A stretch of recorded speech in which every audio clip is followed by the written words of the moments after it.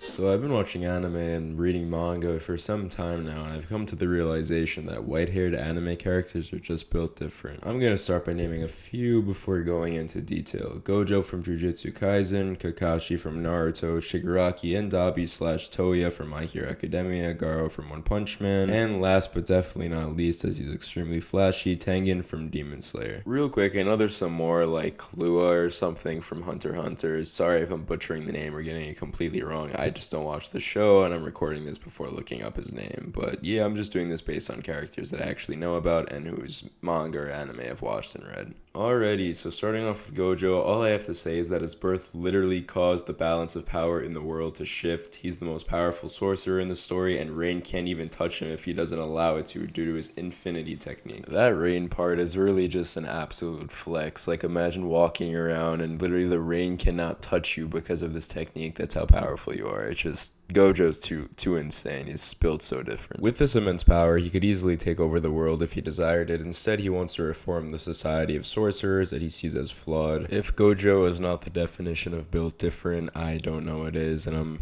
debating whether or not I should even have started with Gojo because he's just such a prime example. But anyway, moving on to the rest of them. Next up is the legendary copy ninja Kakashi. He has a very similar role to Gojo in his role as a teacher for Team 7, of course, whose personalities match those of Gojo's students almost exactly. Jujutsu Kaisen clearly took inspiration from Naruto here. Anyways, back to Kakashi. Unlike Gojo, he's not the most powerful character in the series, but he doesn't need to be. No matter the situation, Kakashi's always ready to fight. Whether it's his fight against Kakuzu and Hidan, which by the way, it's so cool how Kakashi just shows up and is like, yo, how about Shikamaru and everyone else? So badass. Anyways, that or his fight against Pain, he doesn't back down from a fight. His reputation precedes him as the amount of respect on his name is shown in so many fights when his opponents say, Kakashi the copy ninja, it's an honor to meet you, or something along those lines. I think his appearance in the Pain arc to save Iruka sensei is just so badass, as at that point he's pretty much the most powerful ninja in the village before Naruto comes back, so it's pretty much just up to him to fight for now. And like I said before, he doesn't back down. We also see him with a cool last second save for Sakura against Sasuke, kind of similarly to how he saved Iruka sensei. I also think that it's awesome that he's a non-Uchiha who uses the Sharingan better than 99% of the clan. The fact that he can't actually turn it off because again it's not natural to his body, it just makes it even cooler when he lifts up the eye patch. And then at the end of Shippuden, he literally uses the double Mangekyo Sharingan and uses perfect Susanoo, the only non-Uchiha to do that, and even with them, I mean only like 2 or 3 others I believe actually did it, so it's just, he's awesome, built different of course. Real quick, if you are still watching and enjoy the content, I'd really appreciate it if you could like, comment, and or subscribe. It helps out the channel a lot and gives me the motivation to keep making these videos, so yeah. Next up is Shigaraki and Toya, both from My Hero Academia, and I know their hair colors aren't necessarily white at first. I mean, Shigaraki's is supposed to be in the manga, but then they change it in the anime to blue, and then eventually it changes to white once he has like his quirk awakening. And with Toya or Dabi, when he's younger, I believe it's red first, then he gets stressed from Endeavor's abuse, it turns white, and then he dyes it black, and then eventually he washes out the dye and it's white again. But his main hair color for the majority of his life is white, and now it's white, so I'm just gonna say he's a white-haired anime character. Well, for Shigaraki, just watch the clip I'm showing. His quirk Decay is one of the most powerful in the series, and his conviction to destroy is developed very well, and he's an absolute menace. I'm not a big fan of how All For One seems to be controlling him now, and Shigaraki himself is fused with All For One. The only independent part of Shigaraki's personality left apparently is Tenko Shimura, which is his younger self, which is kind of disappointing because I hope that Shigaraki himself would be the main villain, but that doesn't look like it's gonna happen, so we'll see. I was just reminded that Shigaraki's first hair color was actually black, so as I said before, it changed a bunch of times, but it did start out as black before then changing until eventually being white, so he is a white-haired anime character, I'd say. Also, I somehow forgot his appearance in the war arc after waking up, where he literally disintegrated for miles and killed so many pro heroes, was just the definition of built different. He also literally stood on top of Endeavor and mocked the pose he did after defeating the Hayanomu, which is a perfect segue into Dabi now. Dabi's grand televised reveal as Toya in the war arc was one of the greatest scenes in the My Hero Academia story as a whole. Seeing the absolute shock, confusion, and horror on Endeavor's face was fantastic and well worth the wait.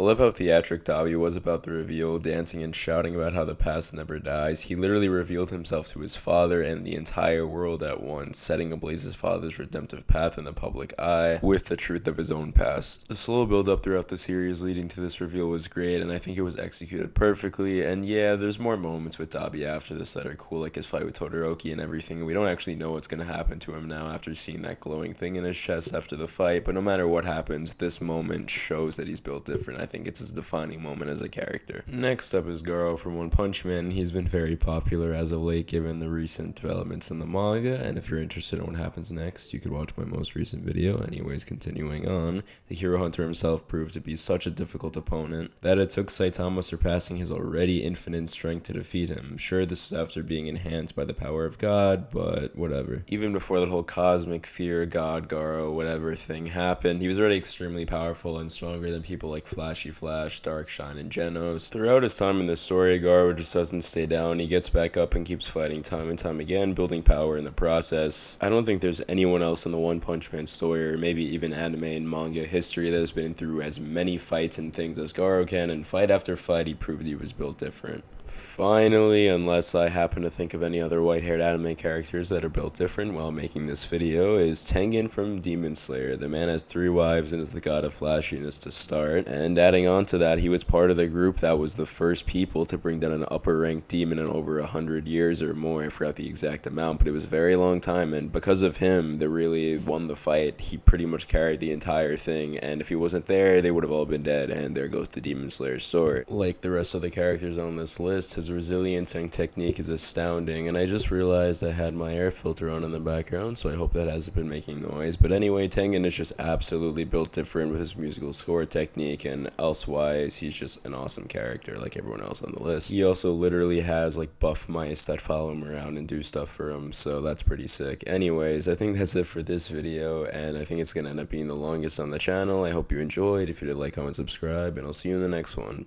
And I don't know how YouTubers stretch out videos for 20 minutes, but anyways, bye.